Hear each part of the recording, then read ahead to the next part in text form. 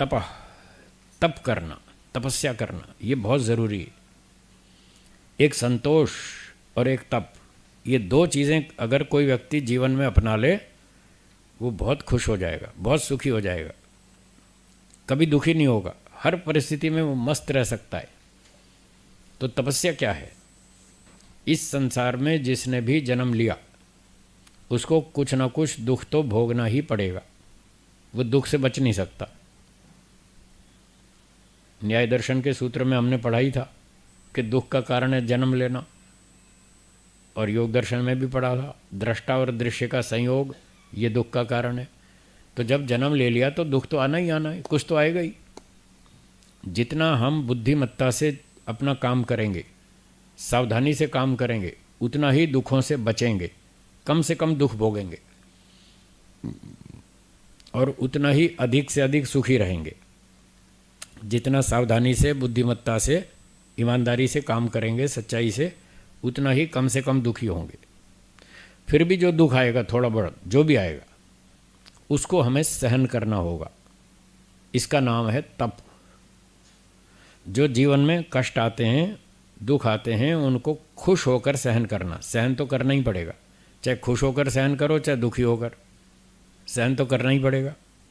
अब एक आदमी जा रहा था सड़क पे, उसकी चप्पल टूट गई, धूप का टाइम, 11 बज रहे सुबह का, और मई का महीना, मई के महीने में सुबह 11 बजे भी अच्छी धूप हो जाती है, गर्मी लगती है, और वो पैदल जा रहा था, स्कूटर साइकिल कुछ था नहीं उसके पास, आधा किलोमीटर जाना था उसको, चप्पल टूट गई। अब आसपास कोई मोची नहीं, कोई चप्पल की दुकान नहीं कि वो नई चप्पल ले ले या उसको रिपेयर करा ले। तो एक दुकान वाले से पूछा, भाई मोची कहाँ मिलेगा? बोला आधा किलोमीटर आगे कि चप्पल की दुकान, वो भी वहीं पर ही। अब उसको कोई स्कूटर साइकिल साधन कुछ नहीं मिल रहा, तो कल्पना कीजिए उसको आधा किलोमीटर धूप में टूटी हुई चप्पल पहन के चलना है और कोई उपाय नहीं। अब चलना तो पड़ेगा ही, चाहे वो खुश होकर चले चाहे दुखी होकर चले, इतना कष्ट तो सहना ही पड़ेगा। तो खुश होकर ये कष्ट सह लेना अच्छा या दुखी होकर? खुश होकर, बस इसका नाम तप है। जो ऐसी परिस्थिति में खुश होकर सहन करता है कि अब आधा किलोमीटर तो पैदल चलना ही पड़ेगा और कोई स्कूटर साइकिल कुछ है नहीं, ठीक है कोई बात नहीं, उस समय अपने उस दुख को कम करने के लिए, मानसिक दुख को कम करने के लिए 3 शब्द बोलेंगे, कोई बात नहीं। बोलिए, टूट गई चप्पल, कोई बात नहीं, ऐसे ही चलेंगे। अगर वो ये सोच ले तो उसका एक दुख कम हो जाएगा। एक दुख तो है, फिजिकल तो है ना, चप्पल टूट गई, ऐसे ही चलना पड़ेगा लंगड़ा लंगड़ा के, घिसट घिसट के, एक दुख तो है ही। पर जो दूसरा मानसिक दुख है उससे वो बच सकता है, और दूसरा व्यक्ति उल्टा सोचता है, वो नहीं बच पाएगा। वो क्या सोचता है, हे भगवान इस चप्पल को भी यहीं टूटना था और आज ही टूटना था, और अभी 11 बजे ही टूटना था, शाम को टूटती तो कम से कम ठंडे टाइम में आराम से निकल जाता। अब इतनी धूप में यहीं टूटना था, आज ही टूटना था। अब वो ऐसे सोच करके दुखी होगा, और वो दुखी होता होता चलेगा, उसको डबल दुख भोगना पड़ेगा।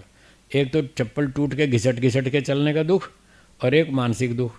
क्या मुसीबत है, कितनी धूप पड़ रही है, अब पैदल चलना पड़ रहा है, कोई स्कूटर भी नहीं है, कोई रिक्शा भी नहीं मिल रही, क्या मुसीबत है, क्या लाइफ है, ये कोई लाइफ है? बेकार लाइफ है मन में ऐसे सोचता रहेगा और दुखी होता रहेगा तो उसको डबल दुख भोगना पड़ेगा। इस सारे मानसिक दुख से बचने का उपाय है, कोई बात नहीं, ऐसे ही चलेंगे। तो ये है तप। खुश होकर सहन करो, सहन तो करना ही पड़ेगा। भारत में ट्रेन समय पर भी आती है और लेट भी होती है, हाँ या ना? तो अगर तो ट्रेन समय पर आई तब तो ठीक है, और लेट हो गई तब लोग दुखी होते हैं।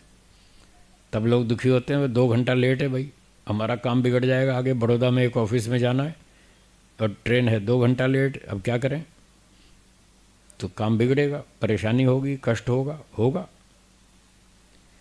ट्रेन लेट है उसके कारण से एक काम तो बिगड़ेगा ही, पर कम से कम दूसरा मानसिक दुख तो मत बढ़ाओ, उससे तो बचो कम से कम। उस मानसिक दुख से बचने का ये तरीका है। कोई बात नहीं, अब क्या कर सकते हैं, हमारे पास कोई उपाय नहीं है। ट्रेन जब आएगी तब आएगी। अब रेलवे को गाली दो तो ट्रेन जल्दी आएगी क्या? है जल्दी आएगी? वो तो ट्रेन जब आएगी तब आएगी। खाम खाम मन में क्यों दुखी हो रहे हैं? तो ट्रेन लेट होती है, फ्लाइट भी लेट होती है, खाना भी लेट होता है, कभी दाल में नमक तेज़ हो जाता है, कभी मिर्ची ज़्यादा हो जाती है, वो तो होता रहता है। तो ऐसी छोटी मोटी घटनाएं होती रहती हैं। उन घटनाओं में दुखी नहीं होना चाहिए, उनको खुश होकर सहन करना चाहिए। उस समय सहन शक्ति को बढ़ाएं, और बढ़ाने वाले ये 3 शब्द हैं। कोई बात नहीं, ठीक है जी। दाल में नमक तेज़ हो जाता है, कई बार हो जाता है ना, तब दुखी नहीं होना, झगड़ा नहीं करना, पत्नी के साथ झगड़ा नहीं करना। अब कई लोग तो ये छोटी छोटी बात पे ही झगड़ा कर लेते हैं। मान लो दाल में नमक ज़्यादा हो गया किसी दिन गलती से, तो इतना गुस्सा आ जाएगा उनको। वो पति लोग क्या बोलेंगे पत्नियों को, तुम्हारे सर में गोबर भरा है क्या? तुम्हें 20 साल हो गए अब तक दाल बनानी नहीं आई। ऐसी ऐसी उल्टी सीधी बातें बोलेंगे। तुम्हारे सर में कद्दू है कि दिमाग है, क्या है? तो छोटी सी बात पे मूड खराब कर लेंगे, अपना भी और दूसरे का भी। तो ऐसा नहीं कहना। कहना भाई दाल में थोड़ा नमक तेज़ हो गया है, थोड़ा दही वही हो तो दो, थोड़ी सी दही डाल लो उसमें, बस बात बराबर हो गई। थोड़ा घी डाल लो, थोड़ा कोई मिठाई विठाई रखी हो घर में, 2 पीस मिठाई के खा लो, बैलेंस कर लो। ऐसे कुछ रास्ता निकालना चाहिए। दुखी नहीं होना चाहिए, गुस्सा नहीं करना, झगड़ा नहीं करना, दुखी नहीं होना। इस तरह से हमको प्रयास करना चाहिए। तो छोटी मोटी बातों को सहन करें, उसके लिए सूत्र है कोई बात नहीं। और कभी कभी बड़े अन्याय भी हो जाते हैं ना, हाँ या ना? बड़े बड़े अन्याय भी होते हैं घरों में, मित्रों में होते हैं, रिश्तेदारों में होते हैं। अभी अभी आज सुबह अमेरिका से एक फ़ोन आया मेरे पास। एक दिल्ली का युवक है, अमेरिका में रहता है। तो उसका किसी मित्र के साथ लड़ाई झगड़ा हो गया, तो वो मुझे फ़ोन पे पूछ रहा था, गुरुजी क्या करूं? मैंने कहा कोई बात नहीं, सहन करो, थोड़ी सहन शक्ति बढ़ाओ, प्रेम से काम निपटाओ। और अगर ट्यूनिंग बैठती है तो दोस्ती चालू रखो, नहीं बैठती तो छोड़ दो। ऐसा वो मुझे ऐसे ऐसे गाली देता है, अपराध आरोप लगाता है, झूठे आरोप लगाता है, फलाना ऐसे ऐसे।